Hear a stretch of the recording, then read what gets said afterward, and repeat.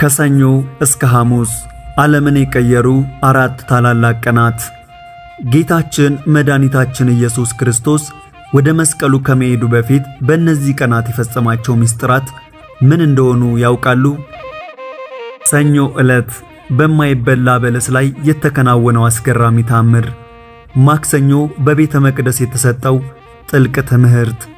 ረቡዕ በይሁዳ ክህደትና በማርያም መዓዛማ ሽቱ የታጀበው ያ ስሜት ቀስቃሽ ታሪክ እና በመጨረሻም ሐሙስ የዓለም ፈጣሪ ዝቅ ብሎ የፍጥረቱን እግር ያጠበበት ጌታ የሎሌውን ብርክ የዳሰሰበት ያ አስደናቂ ሌሊት።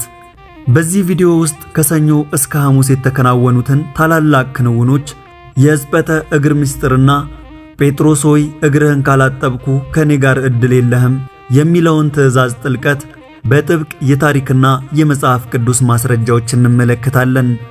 ይህን ታሪክ ከሰሙ በኋላ ስለ ሰሙነ ሕማማት ያለው እይታ ይቀየራል። ይህ መንፈሳዊ ጉዞ ለሌሎችም በረከት እንዲሆን ቪዲዮውን አሁኑኑ ላይክ በማድረግ ጀምሩ። በየቀኑ የሚከናወኑትን ምስጢራት አብረን እንድንመረምር ደግሞ ሰብስክራይብ ማድረጉን እንዳይረሱ። አሁን ቀጥታ ወደ ሰኞ ምስጢር እንለፍ። ከሰኞ ጀምሮ ያለው ጉዞ የመከራ ብቻ ሳይሆን የታላቅ ትምህርት መንገድ ነው። ሰኞ ዕለት ጌታ በበለስ ላይ በፈጸመው ፍርድ ግብዝነትን አስተማረን። ማክሰኞ የጥበብ ምንጭነቱን አሳየን። ረቡዕ ደግሞ በክህደትና በምስጋና መካከል ያለውን ልዩነት አሳየን። ታላቁ ሐሙስ። ይህች ዕለት የሐዲስ ኪዳን ሐሙስ ትባላለች። የኦሪቱ መስዋዕት አብቅቶ አማናዊው የሐዲስ ኪዳን መስዋዕት ለዓለም ድህነት የተበሰረባት ቀን። ጌታችን ይህ ጽዋ ስለናንተ በሚፈሰው በደሜ የሚሆን ሐዲስ ኪዳን ነው ሲል አዲስ ተስፋን አበሰረ።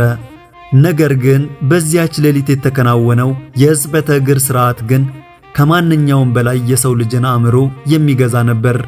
መምህር ሲሆን የደቀ መዛሙርቱን እግር አጠበ። ጌታ ሲሆን እንደ ባሪያ ዝቅ አለ። ይሁዳ አሳልፎ እንደሰጠው እያወቀ እንኳን ፍቅርን ሲያስተምረን እግሩን አጠበው።